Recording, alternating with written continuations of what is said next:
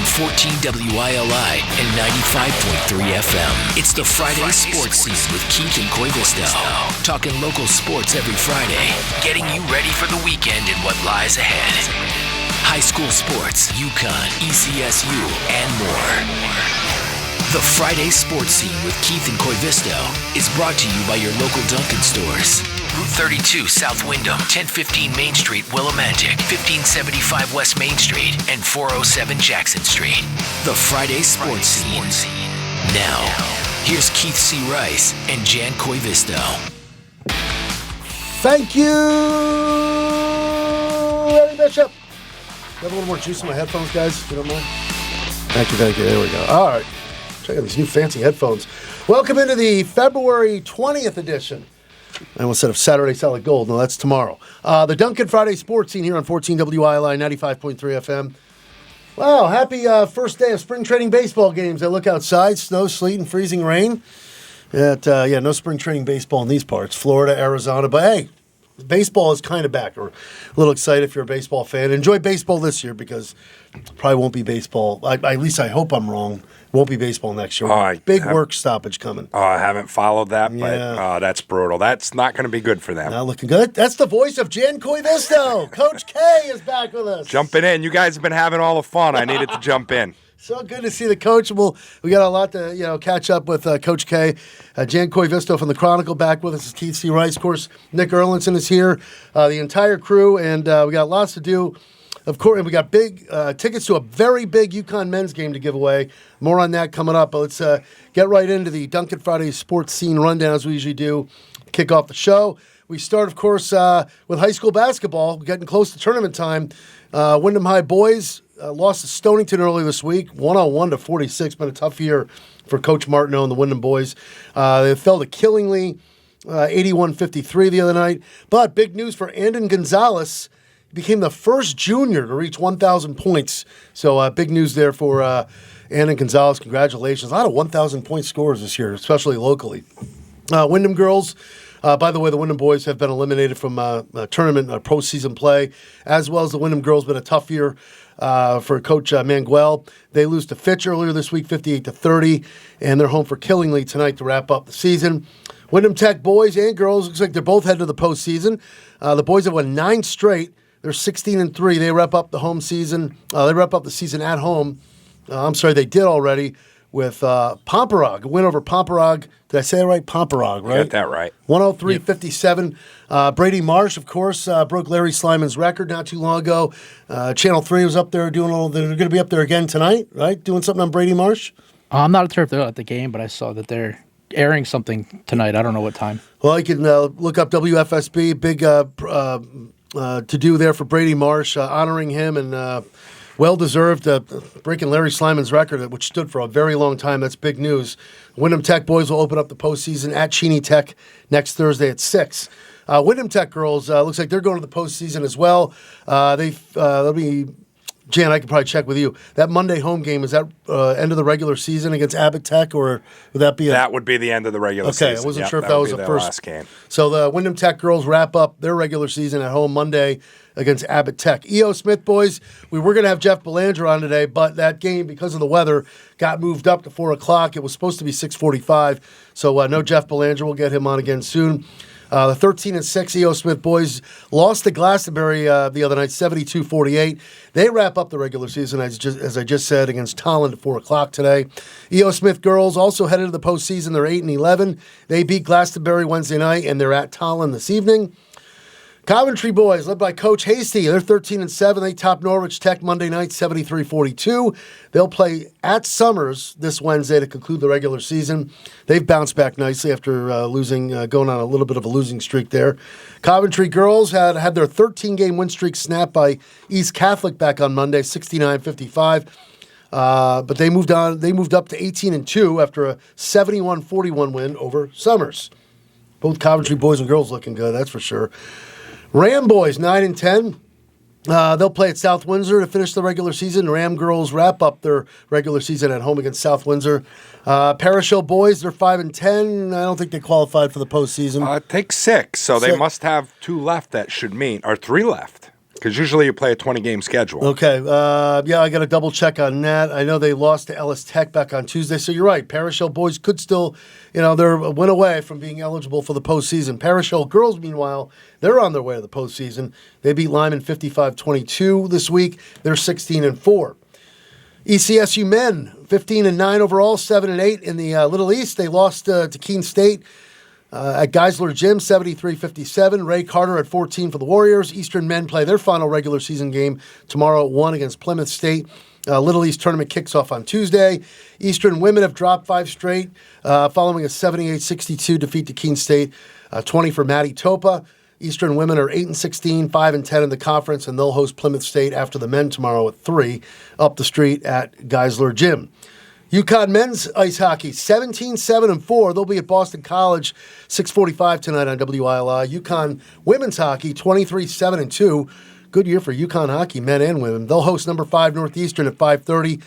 Senior day at Toscano Family Ice Forum today up in Stores. UConn men's basketball down in Philly tomorrow, playing at Villanova. It'll be a very tough game. 5:30 tap for that one, a 5 o'clock pregame on WILI tomorrow. And then it's senior day in Stores at Gamble. UConn women host Providence. It's a noon tap, 11:30, right here on WILA. That's Sunday. And speaking of UConn, we got the legendary Phil Gamble going to be joining us at 3:35 today. Looking forward to talking to bring me back to my sophomore, junior years in high school. Extremely excited to have him in. And I'll tell you that this, and I don't know if people think this really in this area, but to me, that kind of started the birth of Husky Nation. Yes, it did. Calhoun's second year, it was the NIT, and we were going nuts. I was in college at Easton. We were going to Blarney's, watching every game. I mean, it was awesome, and I think it was the start of it because it showed that Calhoun could coach in the Big East. Mm-hmm. They won a Big East game in the tournament that year for the first time in 5 or 6 years. So, I'm excited to have him in. Yeah, very excited. We'll hear from Phil Gamble at 3:35. Right here on the Duncan Friday Sports Scene. NBA, Celtics get big games from Peyton Pritchard and Jaylen Brown out on the West Coast last night, coming racing out of the All-Star break with a nice road win at Golden State, 121-110. Wasn't even that close. C's will visit the Lakers on Sunday. Team USA women's hockey captures the gold with an exciting OT win over Canada yesterday. Men are currently playing Slovakia. We'll have to get a score on that. That's the semifinals. And if the men win, they go for Olympic gold at 8:10 on Sunday morning. I was hoping it would be the Finns. The Finns were up 2-0 today against Canada, lost 3-2. So it looks like Canada came back. Yeah, it looks like it'll be Canada and hopefully U.S. Well, I know you're Finnish, so that's why you. But come on, let's face it, U.S. Canada. I mean, U.S. Finland. I know that's the game. Yeah, that is the game. Ooh, I mean, wow. So Canada came back. Okay, well, Jan, thank you for the update. All right, big thanks to our Dunkin' stores, Route 32 South Wyndham. Hello to Jerry, Jay Drizzy, and Caitlin, of course. And then 3 stores in Willimantic, 407 Jackson Street, 1015 Main Street, 1575 West Main Street. And so check out the menu. What did you guys have today? I had the large caramel macchiato. I had the cloud latte. Okay. I'm boring. I just go with black, either ice or hot. This is iced. Black. Yeah. I go black in the morning, but I kind of spice it up in the afternoon. So the Friday Sports Scene definitely runs on Dunkin'. Of course, Nick just said he was drinking the cloud latte. Was it the caramel cloud latte? No, the cocoa cloud latte. Okay. Yeah. There's the Berry Moonlight Daydream Refresher. He's come into the show with refreshers at times. Those are good. What's his caramel chocolate shaken espresso, and of course the $5 meal deal. Make sure you check out your local Dunkin' stores. And we do have UConn tickets coming up for the big game Wednesday night in Hartford, the revenge game, UConn and St. John. So listen up for that. And big thanks to J. Matt Rupar and intern Anthony on the other side. J. Matt Rupar with his Big Show Homegrown always follows the Duncan Friday Sports Scene. What do you got coming up? Let's see. I got this band, Baseball Camp Nurse. Shout out to Tad. He's a buddy of mine. A couple bands from New Haven, Gleason, India, all them Pretty Horses, Sea of Bones. They're all out of New Haven. I don't know how they're getting into contact with me, but the more the merrier. How does that happen, though? Seriously. I'm not complaining. And then D1 Lifetime. Shout out to my buddy Lorenzo out in Meriden. Okay. So, yeah. Now, I think I'm going to brought this up, maybe it might have been last week. If people who are into music in Connecticut, they can get on your show. So how do they find you, J. Matt Rupar? Just email me, matt.rupar@gmail.com. That's matt.rupar@gmail.com. Music, I'm going to start doing poetry, instrumental music. What? Really? Yeah, I mean, any genre, anything will go. All right, so make sure he's here every Friday at 4:05 following the Duncan Friday Sports Scene on WILI. Looking forward to that. All right, so we will give away those UConn tickets. Probably, I think we decided we'll do it into the 3:30 break, so stick around. That's a big game Wednesday night, revenge game. Huskies got to bounce back. We'll get into a little UConn talk, of course, a lot with Phil Gamble and see what he's up to and see what his feelings are with the UConn men going forward as we get closer to March Madness. But right now, let's bring in the coach. Of course, we got Nick here as well. Great to have Coach Koivisto back. What a year it's been for your Plainfield girls, 16-4 as they head towards the postseason. It's really, really been fun. I've been spoiled to come into such a good situation. The girls have responded to me. You know, it occurred to me it was senior night last night, and the seniors had 3 years of the same coach telling them the same things. And then I come in, I'm flipping some things around. And they had a good coach, too. But I think of things sometime uniquely. They had to adapt to that. They did, and the regular season has been a resounding success. Now we got to finish it off and go win a tourney. So you said, you were telling me off the air that, it's your first season being a head coach, right, with this squad, and you knew it was going to be a good squad going in. But you only have 4 losses. But you said even with the wins, you find yourself going home, and it's always on your mind? It's rough. When you had on Coach Gomez a couple weeks ago, boy, I wish I was here to talk to him for a little bit. But those guys that can do it year in and year out just amaze me. And maybe doing it a lot more, they adapt a little bit better. But, yeah, it bugs me. The 4 losses stick with me more than the wins do. And, yeah, even after the win sometime, I think about, what the adjustments we could have made, other things we could do, things I did wrong. I'll analyze the girls, too, but a lot of times it's just, game plan stuff and what should I have done different. So it's a grind. This season is a grind. It's fun, but it's a grind.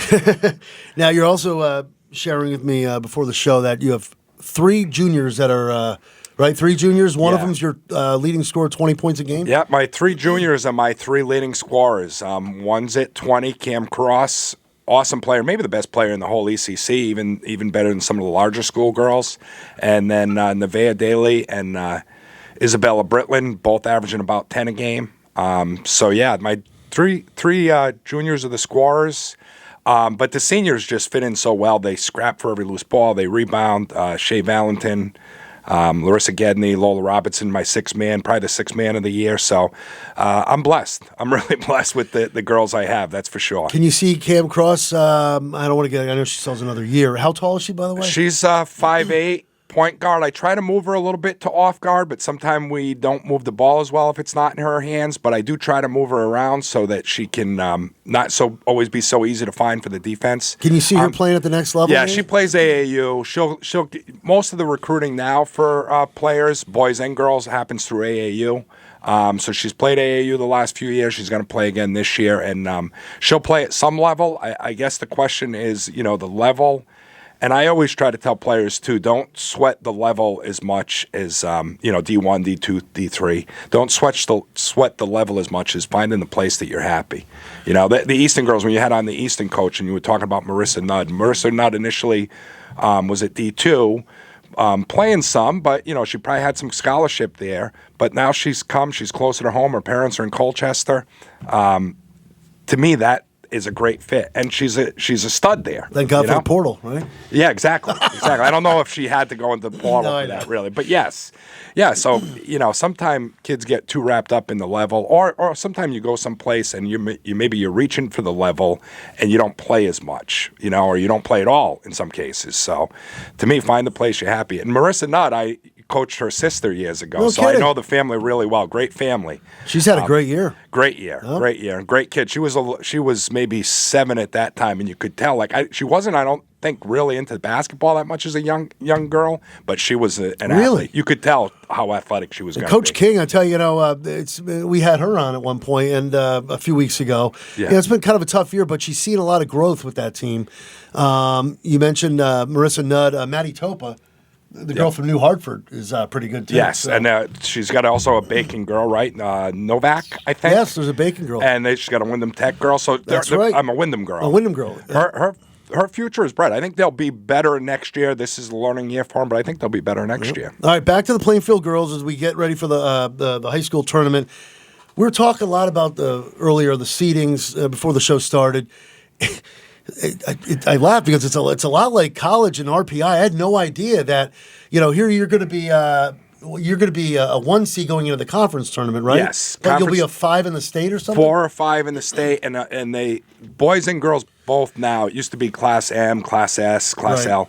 They're now broken into 5 divisions, 1 through 5, and you can be a high seed. Like I'm in Division 4, but I've beaten a lot of Division 5 teams, so lower teams, where I could play a team that's a 28 seed and they only have 8 wins or 7 wins, but they've played mostly a Division 2, Division 3 schedule, so they played higher seeds. Wow. So, it's all about sometime who you play, and there's been lower seeds that have won the state title because of the schedule they played early, even if they were only a 500-ish type team during the season. So you were also saying, now when's the conference tournament start again? The conference tournament will start. We play Wednesday at home, then Friday at home. The luck of the draw that we have a nice gym, so the semifinals are at home. Oh, look at that. And Who do you then, open up Wednesday with? That's Putnam. Putnam. They've had a tough year. They haven't won. They've improved as the season's gone on, but we should be able to take care of business there. So opening round against Putnam, then it's the semis, which would be, you said Friday?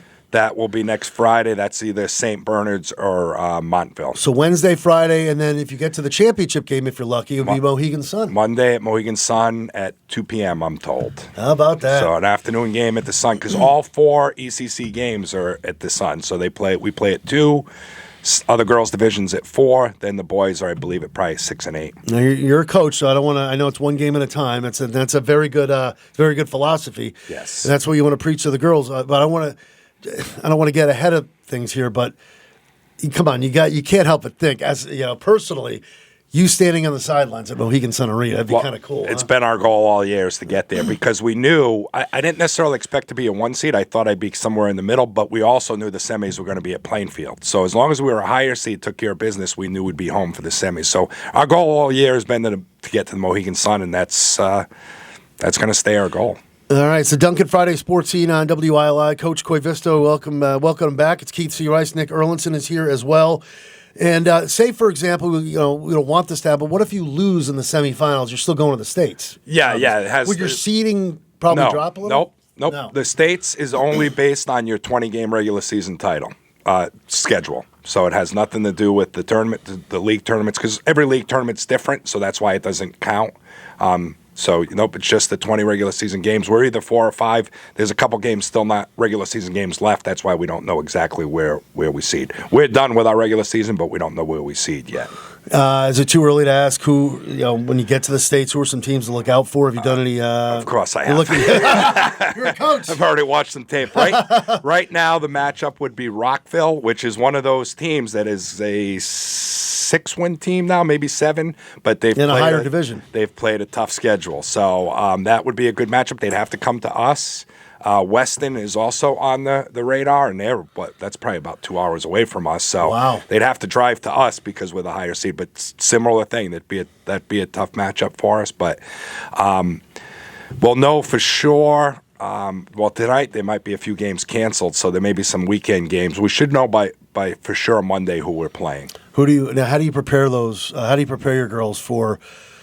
Obviously it's all right. Let's prepare for Putnam coming up. Yes, yeah. You only do one game at a time. You don't Yes. dare talk about the state tournament yet. Well, we know we've talked about it in a generic sense, but no, we haven't talked about any team we might focus face. on Putnam.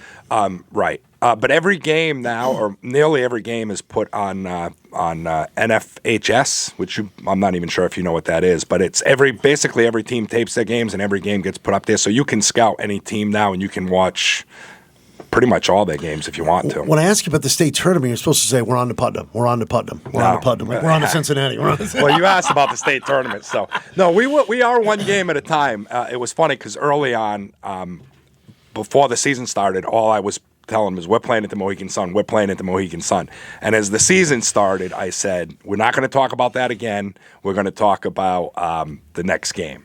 But now as we're in our league schedule, our league tournament, we're still looking ahead to that main goal, but we will definitely prepare for every team, believe me. I may have to reach out to our good friend John Holt to see if I can secure my press pass, which I did for the Wyndham girls last year, and then I was at the Wyndham boys a few years back, the year they won it. No, actually, I didn't sit press row. That's what I was at that game, but it didn't even enter my mind. Well, wait a minute. I work for the press. I could be sitting there. Yeah, right. That's when John Holt said, "Why you sit?" He said, "Come on, you sit right here." I said, "Oh my God." Anyway, what I'm getting at is, when would the championship be for your conference? What day? March 2nd. Okay, it's a March Monday. 2nd. It's a little bit odd. I think they might have done it on If you're there, I gotta. It's just a Monday. Yeah. I was gonna say I should try. I'm trying to. On Monday at 2 p.m. too. Oh no. So yeah, I'll be here doing hometown threads probably. Yeah, that's. You're sick that day. You want to do hometown threads? Anyway, well, let's not get ahead of ourselves. But this is a very exciting time of year, especially with our very own Coach Koivisto here. Yeah, and exciting for our local teams too. Listen, I've been following these Coventry all year, and it's they're awesome. Wyndham Tech's awesome. So E.O. Smith, I was looking forward to talking to Jeff. I know today. we got some. You're right. Let's talk with a lot of the local teams, as you just said. Wyndham Tech boys and girls, E.O. Smith boys and girls. Let's see, and then the Coventry boys and girls. So, Yeah. with the exception of Wyndham boys and girls, right there, we're focusing on a lot of those. And don't forget about Parish Hill girls. And some can make runs. One of the questions I was going to ask Jeff is, because Jeff's 13-6, which is a good record, but he plays in the CCC, and that is a brutal league. So he may have a better chance at making more noise in the state tournament than in the league tournament because of his schedule. Right. And he's prepared for that state tournament. We would have had Coach Belanger on, but I'd say about a half hour or so. I texted him. I like to give the guests a 30 to 60-minute heads up. Hey, we're going to be calling you. And Jeff goes, how much time do I have for the call? Our game just got moved up to 4. And I said, no problem. Yeah. I said, we got Coach K back in here, and we got Phil Gamble coming. I said, we'll get you another time. But speaking of the future and down the road here with the Duncan Friday Sports Team, just a heads up, because we talked about the top of the show, baseball spring training starting at We Are a Red Sox Station. We take a lot of Red Sox spring training games, in fact, all of them if we can. Obviously, all regular season games, and if we're lucky enough to get to the postseason, which we'll see what happens. We Are a Red Sox Station, so I guess check your local listings. There's a good chance we might be preempted next week, but we've already started to start talking about 2 weeks from today. We could be back 2 weeks from today to really do like a high school tournament preview, roll up our sleeves and get ready for the high school boys and girls basketball tournaments. But you never know. We could be here a week from today, but most likely you could be hearing a Red Sox spring training game a week from today, because that actually kicks off Monday here on WILI, Red Sox spring training baseball. You want to do the UConn tickets now? Sure, I think we're probably close to the half hour anyway. Yeah, right? we're before we take the break, we got intern Anthony behind the board too. Before we throw the number out, and these are tickets for this Wednesday night in Hartford, big game, UConn St. John's. Let me start with Nick here. Your impressions on the Creighton game the other night. I missed the first half, but it's weird. They beat Creighton out there, but they fell apart in the second half, and Mullins was the only one who really came to life the other night in the second half. Yeah, a lot of missed opportunities. Yeah, Caravan and Ball didn't really do much. I don't know.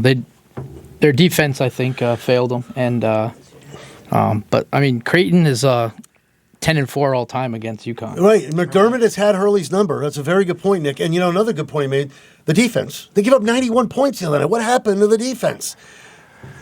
If they think they're going to get away with that with Villanova tomorrow, no way. I don't think that's happening. It's the Big East, though. I mean, that's kind of the tricky thing, and it is. I didn't realize they were 10-4. That's a really good point. Well, no, against UConn. No, I know. Yeah. I didn't realize they were 10-4 against UConn. So maybe there is some matchup thing there that is just strange. I guess. Yeah. Right? This is the second year in a row they won at Gamble. That's right. Good. Yeah. And so it's the visiting teams are winning on the other team's home court. So it's interesting. And go figure, Hurley calls out the crowd last weekend. The crowd, Gamble's electric the other night. I got to give Hurley credit. He actually took accountability and said, I feel like kind of an idiot for calling out the crowd, because the crowd wasn't the problem the other night, I'll tell you that. So, all right, so we'll get a little more UConn talk with the great Phil Gamble coming up in a few minutes. But as I said, after the game tomorrow, UConn's back home Wednesday night, Hartford. UConn and St. John's. Huskies, it's a revenge game. Let's take the first caller in right now. Before we take the break, we'll see, get somebody on the line maybe. 860-456-1400. 860-456-1400. We'll talk a little Huskies, see if we can get someone on the line. Again, this is for a pair of tickets, prime seats for the big UConn St. John's game this Wednesday night, the 25th, at the, I almost said XL Center, People's Bank Arena in Hartford. How many? Let's see, Hartford Civic Center, XL Center. Well, I do that all the time. I was calling it what did I call the Garden? Well, I still call it the Boston Garden, I guess. So Wasn't it the Fleet Center? Fleet Center. I said Fleet Center. Yeah. When I lived in Philadelphia, they changed the arena there, and I forget what it is now. UConn will be there tomorrow. It used to be the First Union Center. We called it the FU Center. First Union Center. Unfortunate name. All right, so I think we have a winner. We're going to go to him in just a sec, Matt. I don't know if they want to be on there. Okay. All right. Well, we got a winner. Thank you guys for getting that info. And Anthony, we got a name here for a second? All right. Hold on. Sorry. We'll get it out of the break. So I tell you, we'll take a little break. We'll announce the winner's name, where they're from, in just a sec. We do have a winner on the line.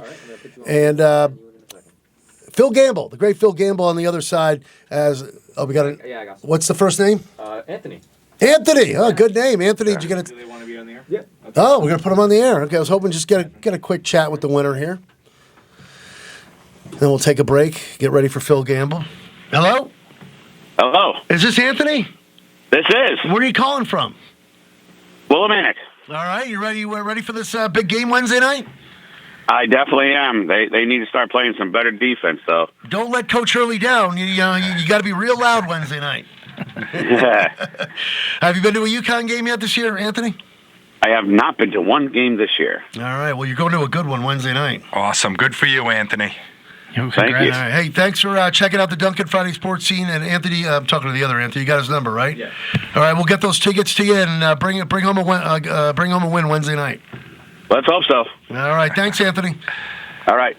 All right, good job, J. Matt Rupar and Anthony on the other side. Quick break. We'll come back in just a few minutes with the great Phil Gamble. You're listening and watching the Duncan Friday Sports Scene on WILI. Speaking of the Chronicle, we got the Chronicle's Jan Koivisto back with us. Coach K, back from coaching his Plainfield girls who are getting ready for postseason play. We're looking forward to hearing more about that. Duncan Friday Sports Scene on 14 WILI and 95.3 FM, and of course on YouTube. Jump on YouTube and subscribe. Search WILI Radio, and not only can you watch the Duncan Friday Sports Scene, Hometown Threads, or even Homegrown, a lot of our great local talk shows are up on the WILI YouTube page, so check that out. Sometimes this show is posted over the weekend, or uploaded, I should say. So you might be able to watch it this weekend. Most of the time, it goes up on the following Monday. All right, so UConn men heading down to Philly for a 5:30 game tomorrow against Villanova, who currently occupies third place in the Big East. I think it goes St. John's, UConn, Villanova right now. And I got to be honest, I don't mean to sound. I know you're right. Creighton came into stores and beat UConn, so anything can happen. Even at Madison Square Garden, it become Big East tournament, but because it's the Big East. But I'll tell you right now, I'd be shocked if those three teams, St. John's, UConn, and Villanova, don't at least make the semis. I mean, come on, right?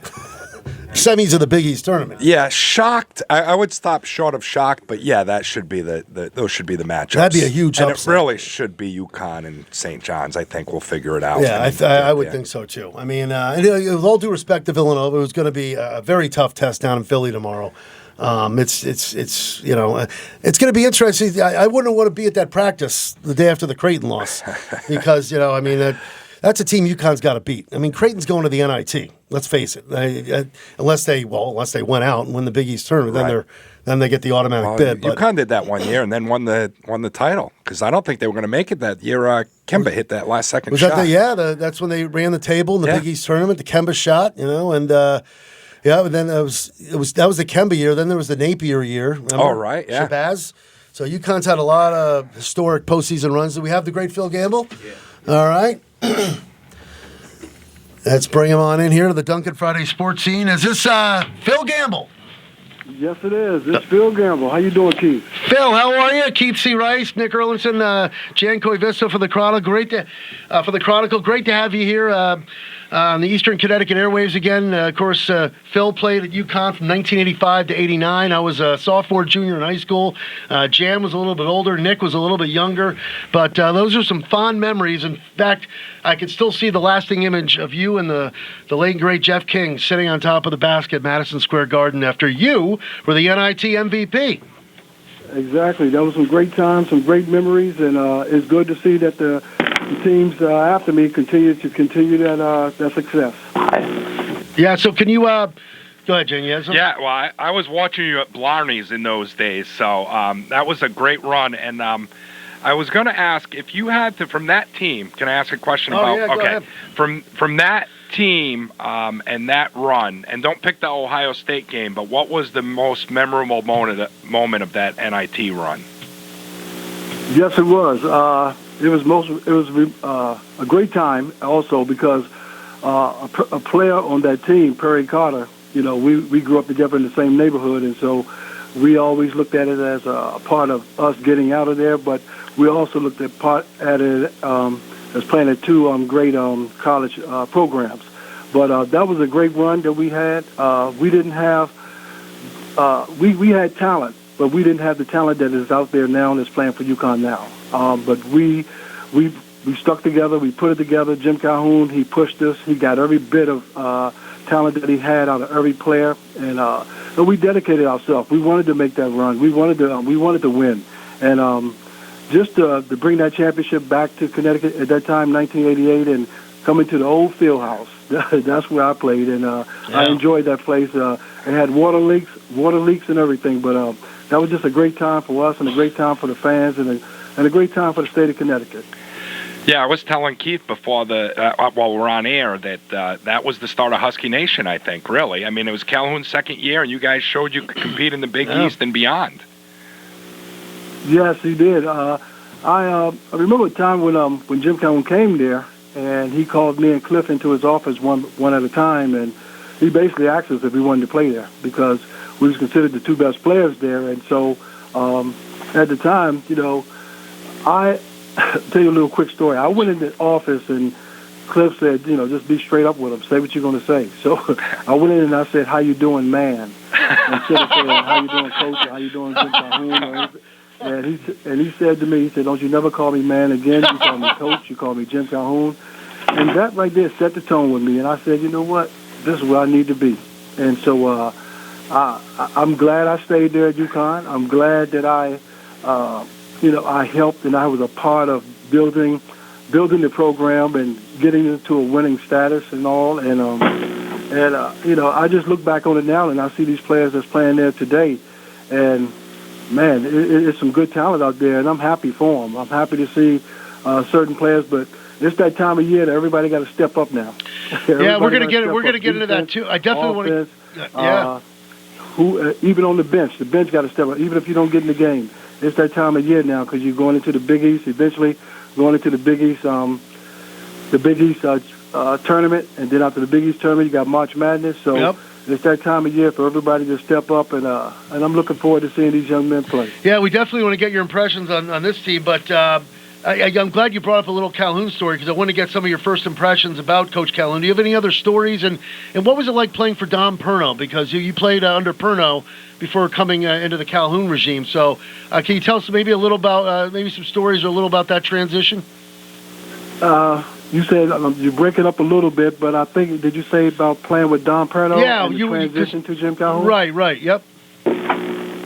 Okay, well, Howie Dickerman, which is, I still stay in touch with him today. Greg Ashford was assistant coach there. Of course, Don Perno was the head coach, and they did a lot of recruiting down in the D.C. area. They came after me pretty hard. But at that time, I had played at St. Anthony's High School, and John Thompson had coached there a long time before I got there. So one of his coaches was coaching our high school basketball team. And they wanted me to attend Georgetown, but they wanted to redshirt me. And where I grew up at in the housing projects, and I'm the youngest out of 9, and I see my family members, my brothers and sisters go through so much. They told me, they said, hey, won't you do something different and get away from D.C.? And I took visits to Virginia, Boston College. I went to Hawaii. I think I went to Georgetown, of course, and I took my mother. She came up to UConn, and she fell in love with it. She fell in love with Jim Calhoun. Don Perno and Howie Dickerman and Coach Ashford, and I just feel like that was the place for me to be. But when I got there my freshman year, it wasn't a winning team. There were some growing pains to go through, and I'll never forget my freshman year walking onto the court at the Hartford Civic Center, and me and Cliff looked at each other, Cliff Robinson, the late, great Cliff Robinson, and we looked at each other, and we saw our fans with bags on their head. And we didn't come from that type of program, but I must admit, Don Perno and Howie Dickerman, they digged into us. They wanted the best out of us, and that 1 year that I had with Don Perno, I was sad to see him go because he recruited me, but things happen and you have to move on. And I'm just thankful that we did get a coach like Jim Calhoun that come in there and still wanted to get the best out of us. So that transition, it was a little bumpy at one point, but we got through it. Me and Cliff, we talked and we said, hey, I think this is the coach for us. Let's stay here and try to win. And so that's what we did. And I'm glad that I had, me and Jim Calhoun had some bumps in the road a little bit, but he knew how to talk to different players. He knew how to talk to different players, and he would come up and talk to me. He didn't yell at me. he knew how to just talk to me to get the best out of me. And I'm just glad that we did have Jim Calhoun and Howie Dickerman there, and Dave Lato, and who else? There was another coach there.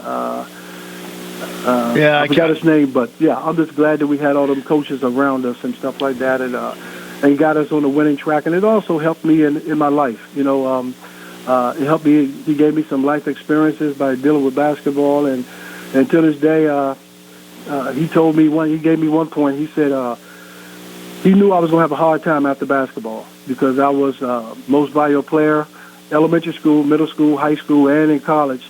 And then I got to the pros and had a couple of trials and didn't make it as far as I wanted to go. He said I was going to have a rough time, and I did for a while. But something just kept burning inside me, saying, I got my degree, keep working, and that's the UConn way. We don't quit. That's right. Winners never quit, quitters never win, so that's the UConn way. I just kept pushing, and this is where I'm at today. I'm a juvenile probation officer down here in North Carolina, and awesome. I love what I do. I'm married to a beautiful woman, intelligent woman, Kwanda Gamble, and so this is where my life has taken me, and a lot of experiences that came from UConn has brought me this way. Well, it's great. I'm glad we're Facebook friends. I love watching your following you, and I know you're a big Washington Commanders fan too. When there's a Washington Commanders game, you see a Phil Gamble post coming up. Go Commanders and all that. Hey, I wanted to ask you. We got the great Phil Gamble with us here on the Duncan Friday Sports Scene on 14 WILI 95.3 FM. And I wanted to ask you. You brought up the late and great Cliff Robinson, who sadly passed away at the age of 53. Can you speak a little about Cliff? We met in high school in the Sharon, Pennsylvania basketball tournament, high school tournament, and I've been talking to Howie Dickerman. They was trying to recruit me, and he told me that they was trying to recruit Cliff Robinson from Buffalo. So they came down. They played in the tournament as well.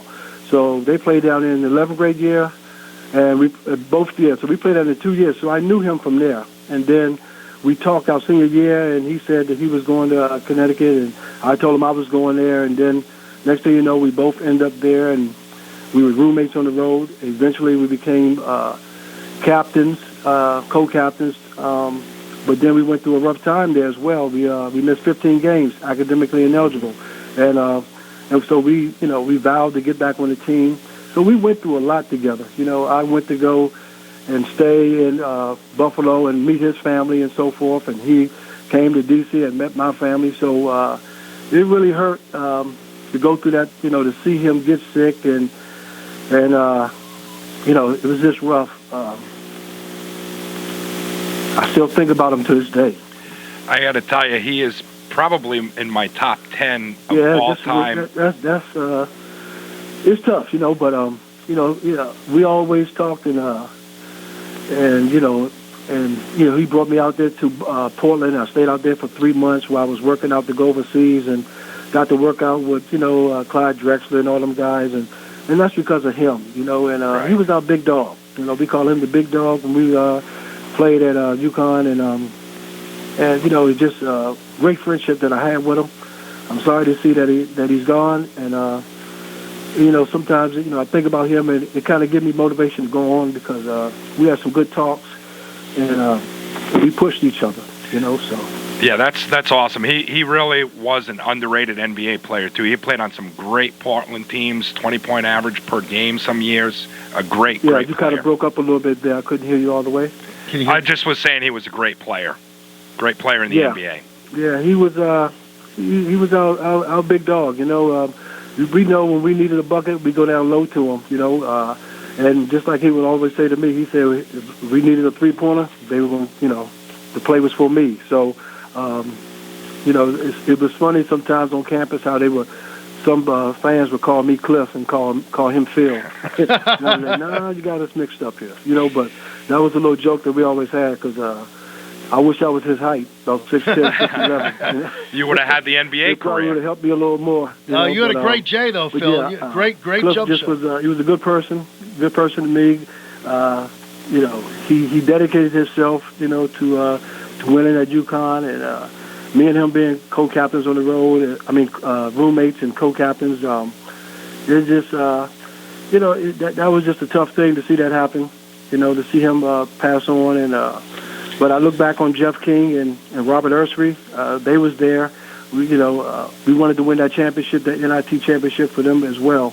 So may they all rest in peace. And sometimes I look back because, you know, I had a little scare in my life. I had melanoma skin cancer, and they had to cut me from the right side of my temple through the middle of my forehead to clean up my head. And so that was a little rough time for me, but I look back and I'm still here. So I always will honor those guys because they were good friends of mine, and not just on the basketball team, but just good people.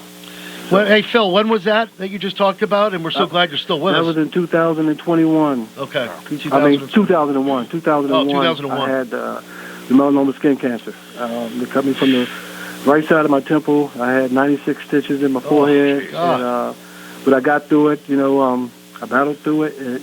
And when that happened, you know, I thought, you know, I reached out to Robert Ursary because he was going through something at the time. But you know, but I pushed through it. I got through it. So I'm a cancer survivor. And wow. And you know, I look at Jim Calhoun. He's a cancer survivor. He's been through some things, and so I look at my life that I've been through a lot.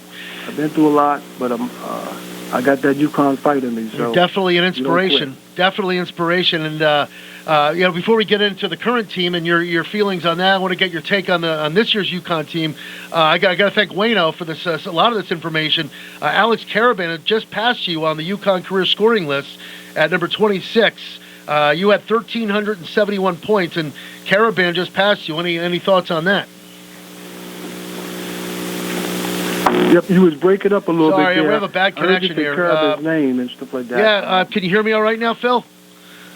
Say that again. Can you hear me okay? Yes, I hear you better now.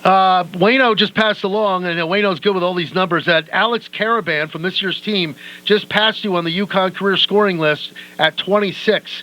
You had 1,371 points. Any thoughts on that?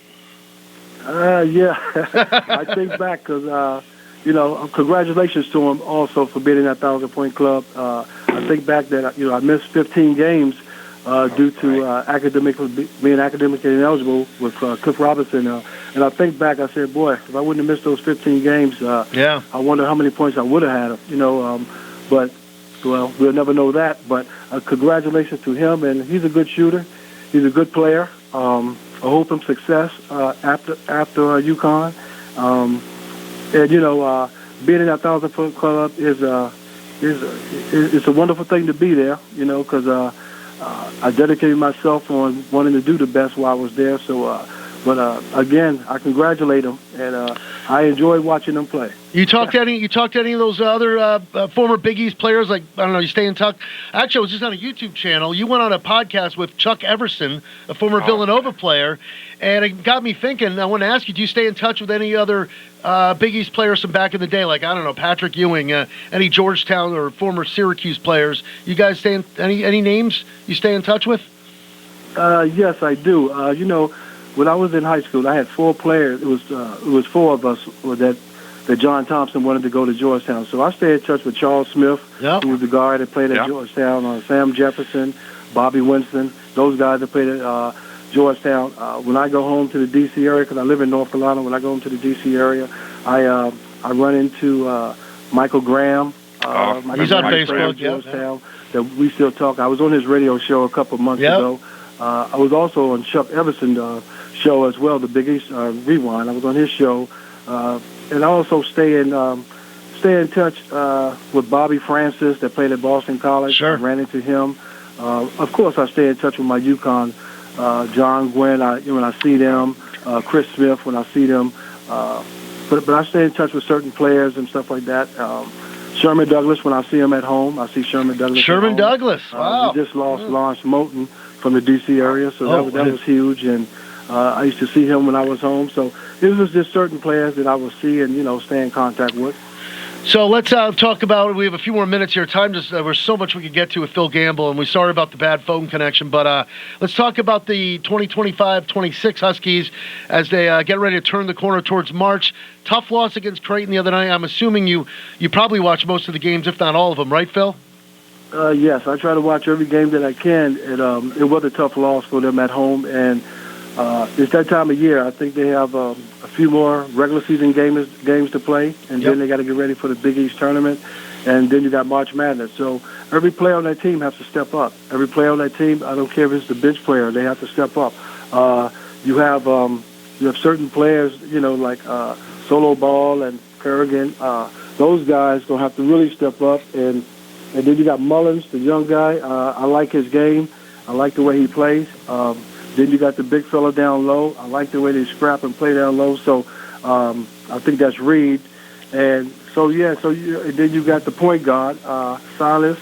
Matter of fact, Silas, his grandmother goes to our church down here in North Carolina. So, really? So when I see her, she's always, she'll have some UConn stuff on sometimes. And they know I played there at UConn. So we always, I like his game very much. I think he's a pretty good, solid player. So, of course, you got the coach. You got Coach Hurley. He's going to push them and get every bit out of them, and I'm sure they're going to turn around. But there's some good teams out there to try to beat to get to win that national championship. But just like you said, you take one game at a time. You finish up the regular season, and then you get your mind set for the Big East tournament, and then you go into March Madness. And hopefully, because they just lost against Creighton, if they can finish up strong, maybe they could be a 2 seed or something. Hopefully they can be a 1 seed, but I don't. It's going to be tough. I don't know how they're going to pick these. I don't know how they're going to pick these seeds or anything like that. But I'm just I'm excited to see them play. I think they can go far in the tournament. But I didn't think they shot well the other night against Creighton. But that can change. Sometimes you have bad nights, and I'm glad they're having it now, so they can get that out the way and try to move on. They got to play better defense too. They allowed 91 points, so that didn't look too good there. So Phil, obviously, I always thought they had to tighten up on defense. Sometimes I would think they would get the other teams, the opponents would get some easy baskets. That you see, like wasn't the effort wasn't there on certain nights and stuff like that. But I've seen them play some good defense and getting steals and stuff like that, and getting out on transition. I've seen them do that, so I know they can do it. So, and I'm sure Hurley's going to get every bit of energy out of them, and I look forward to seeing them make a run deep into the tournament. So it sounds like you're watching a lot of college hoop. If you can't pick UConn, who are you going to be picking to win it this year? Can you say that again? If you can't pick UConn, who are you going to pick to win the tournament this year? If I can't pick UConn, who would I win? Who would I pick? Michigan looks good. I think it's Arizona looks good. Yep. Gonzaga's always there, but for some reason they can't get over the hump. They can't get over the hump. So it's some good, solid teams out there, and there's going to be some upsets. So. But I was watching Michigan the other night, and boy, they look pretty good. Yeah, they're unbelievable. Solid. I watched Arizona the other night, and they look solid. So I wouldn't pick another team. Right. Hey Phil, one more for me. We're up against it. Got to wrap things up here. We could go so many more minutes with you. Wish we could have you longer, and we'll definitely have to do it again and work on the phone line. One last thing for me. What do you think? Your thoughts on how the game has changed and all the 3-pointers these days, as opposed to when you were playing? Yes, I think the 3-point line came out in 1986 in the Big East, because I remember going in the field house, but going to the other gym, Geyer Gym. and we would practice in there, and they put down. I remember Dave Lato, the assistant coach, put down tape at the 3-point line, and that's where it started. Because I was the first 3-point shooter there because it came in when I was there. So they shoot it like it's a layup now. They'll have a layup and they'll stay out there and they'll shoot a 3-pointer. I think you still have to mix it up, but that's the game now. You even got 6'10" guys, 6'11", they out there shooting 3-pointers. That's the game. You got, they spread it out. So every team got to have a shooter, got to have a 3-point shooter out there, 1 or 2 or more. And it has changed the game. I like seeing players continue to go to the hoop to try to make layups and so forth, and take that pump fake and take that 10-foot, 15-footer and stuff like that. So, but the 3-pointer has changed the game. Just like I said, you got centers shooting 3-pointers now. So you gotta have an all-around game to try to be a good player in these leagues, especially in the Big East or any other league. But the 3-pointer has really changed the game, and I was a 3-point shooter, so. And I look at them now, and they shoot it like it's water, and but they just can't. They got to work on all parts of the game. They still got to be able to drive to the hoop because defensive players will lock you down on that 3-point line, and you got to still know how to go by them and make layups, or make a pump fake and get that 15-footer in there. So, but it has changed the game. The game has changed. You got the NIL, you got players transfer, the transfer portal, players, so you can get a stacked team. But it doesn't matter, once you get on the floor and you got that heart to get out there to play, and just like I said, the UConn Huskies, they're not going to lay down. So that's right. Anybody can win, but the game has changed, and the 3-pointer is definitely the big changer of it. Phil, can we get you on sometime during March Madness? Would you be able to do another Friday afternoon? I would love to, anytime. You reach out to me, you have my number. Yeah. I look forward to it. Thank you, Phil. Thank you so much. Hey, thank y'all for having me, and let's go Huskies. All right. All right, thanks. The great Phil Gamble on the Duncan Friday Sports team. Sorry, Jan, I want to get... the connection made it tough, right? We'll have to for work on that. reason. But that was great, huh? Yeah, he was a 40%. That was what I was going to ask him about. He shot 40%, and it's funny because the first year of the 3, he only shot 27. Wow. And the next year, he shot 182. Look at you. So he was, I got the stats in front of me. He was starting to get that's where the game was going pretty quickly, it seems. All right. Well, we'll have to work on the phone line. We'll definitely get him back. Good to see you, Jan. Coach Koivisto. Thank you, Nick. Intern Anthony, J. Matt Rupar. Thank you to our Duncan stores. Have a great weekend. Oh, by the way, USA up on Slovakia 2-0 after 1. USA, Canada. USA. Have a great weekend. Thank you for listening. Thank you for watching.